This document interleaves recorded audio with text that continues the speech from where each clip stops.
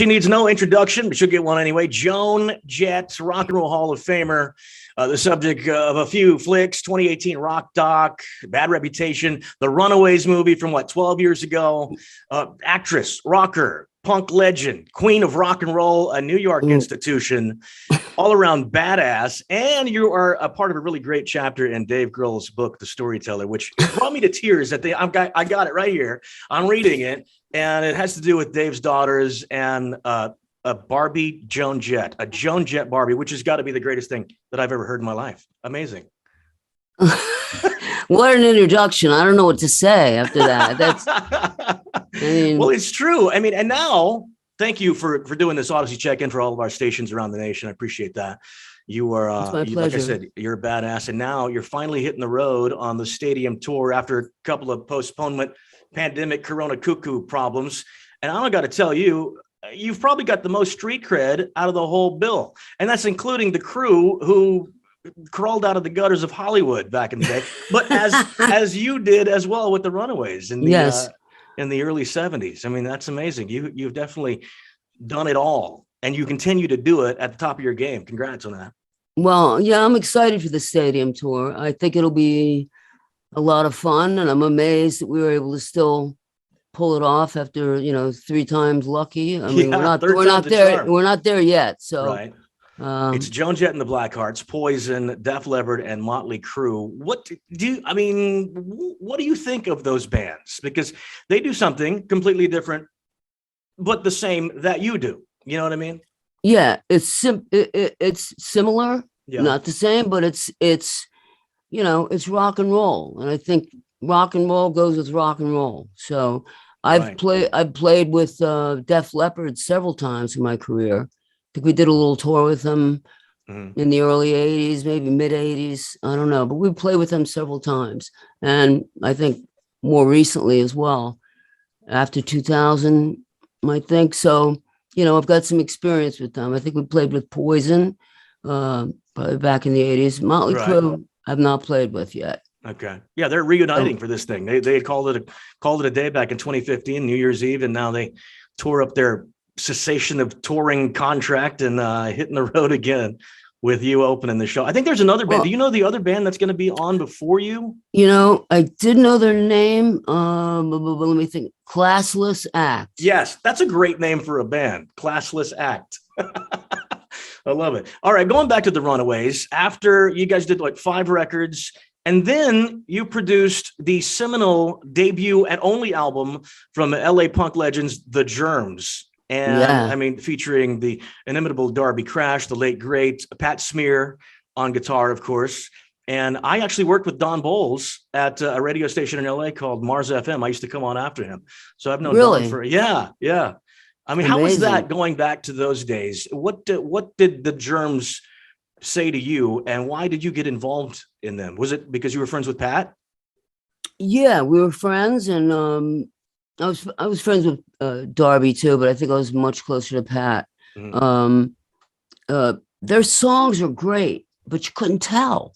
When they played live shows, they were so sloppy that you couldn't hear anything, and it was it was at the same time funny and what people expected of the Germs, but as somebody who knew their songs maybe a little bit better than some other people, I knew that people were missing a lot of it because the songs weren't in any form that you could understand, So if you watched sorry, not to cut you off, if you watched the documentary, the Penelope Spheris Decline of the Western Civilization from 1980, their live shows, Darby's vocals are indecipherable. So when I finally got the album, I'm like, oh, this is what he's saying. They had subtitles in the movie, to tell you what Darby was talking about. Exactly. That's my point. So just as a pure fan level, I just wanted to hear them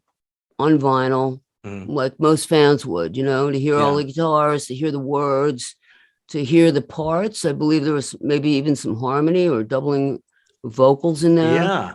So it was fun to not take it too far, but just take it to where they should be. And I thought that's how they should sound. And, well, kudos to you for getting that performance out of him, especially Darby, and having his vocals up front. You could understand the words coming out of his mouth. I got to give him credit. He was really into it. He knew what I was talking about. With the whole band knew what I was talking about. These are great songs, but you guys live are fucked up, and right. Come out like that. So let's play it great, and you'll do great vocals. And they were all into letting everyone know how great the music was. So well, Pat Smear obviously went on to Nirvana, and then now a Foo Fighter fame, and now he's going to be an actor. I'm sure you've seen Studio 666. Have you seen it yet? No, awesome. But I want to. Yeah, I heard about Pat steals the show with all of his scary reactions. Really? Oh yeah, that's amazing. So they film it at Studio 666? No, they filmed it at a studio that Dave had rented, and he had come up with the concept of this thing because he thought the house was haunted, and then he pitched it to everybody and said, "Hey, we'll play ourselves." And Rami Jaffe, the keyboard player, is a standout performance too. I mean, man, okay, it is. It's drop dead funny. Literally, it's awesome. You got to see it. Where do you see it again? It's in the theaters. Oh my God. It's in theaters now. Yeah. Well, it was last weekend. I don't know how long it's going to be in theaters, but I'm sure it'll be on demand or something. You know people, Joan, you could probably get a copy. Okay, I'll check it out for sure. So was Pat the connection that got you into sub for Kurt when they were inducted into the Rock and Roll Hall of Fame, 8 years ago? Oh, I'll tell you, I don't know what that you don't know how that came about? Was. Really? Okay. It's so heavy to me, to be asked to do that. But as a fan, how can you say, and a performer, how can you say no? It's just like, it's either going to be a spectacular crash or, if I get through it, it'll be amazing. But we've all seen the footage, and it was not a spectacular. It was amazing. You did Smells Like Teen Spirits. It was awesome. On the show. Yeah. And then you did the after party at St. Vitus, and you played that. And it was incredible. It was really probably as close as you can get to having Nirvana playing again, all their, 3/4 of the band playing there. And they were having a blast. I kept looking at them to see their reactions, and it was really special. I hope someday they do have footage of it. I hope someday they put it out. So everybody can see that. You've actually credited Nirvana and you showing up and playing with them for your induction the next year into the Rock Hall. Do you really think that? Yeah, I do. Yeah. I do. I think, they got nailed in spectacular fashion live with everyone to see. And yeah, I think it was probably had no choice, but a lot of those people are my friends as well. And, I'm grateful to be in. I love it. I'm in with a lot of my friends, and it took a long while, but that was never the point of getting into a band. Was getting into the Rock and Roll Hall of Fame. Sure. But I'm happy to be there, and happy with people I'm in there with, and nice. So it was really a special occasion, and I just did my voting. So I won't tell you who. Okay. Yeah. This year's nominees are a pretty eclectic bunch. Yeah. You got people like Priest and Beck and Dionne Warwick and the list goes on and on. Will you be watching? It's on TV. At the venue? Will you be in the venue? Do you go to these things because you're there? Because you're in I have been to several of them. Yeah. I'm not sure if I'm going this year. I'm not sure when is it, in April? The nominations, the inductees come out in May, and I think it's in April. Yeah. Okay. Yeah.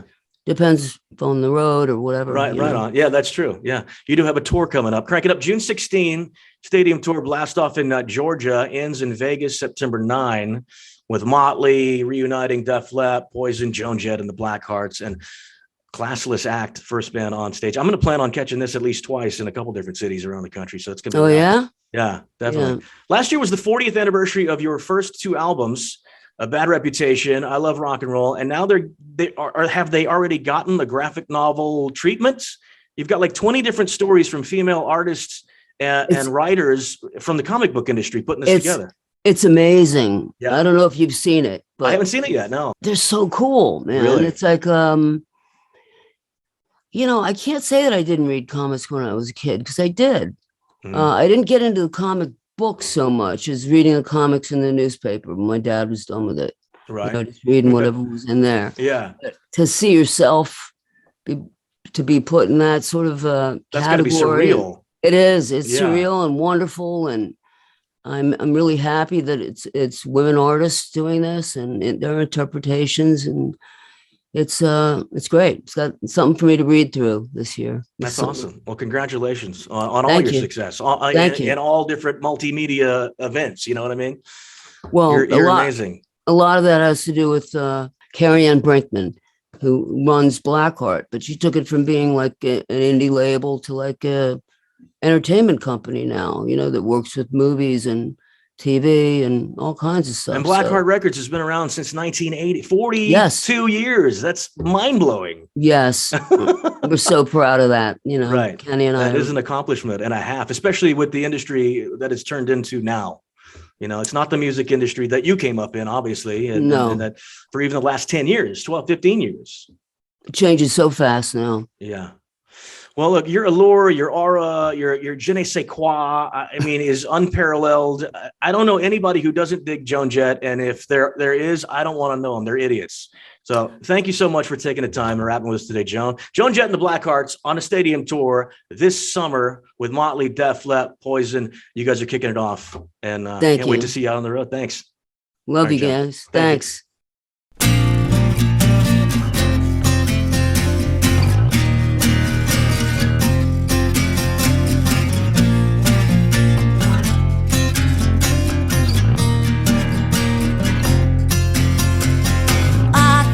Take it, this is getting silly.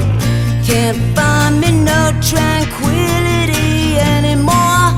I just can't get through to you. We're faking it, it's time to admit it. You make me feel like an idiot all the time. There's nothing left for me to do. No, so I'm gonna run away, and I'm never coming back to you. No, so I'm gonna run away, and I'm never coming back to you. We were friends, now you're the enemy. Don't need this when there's a remedy. It's the end, go play a trick on someone new. I'm gonna run away, and I'm never coming back to you. No, so I'm gonna run away, and I'm never coming back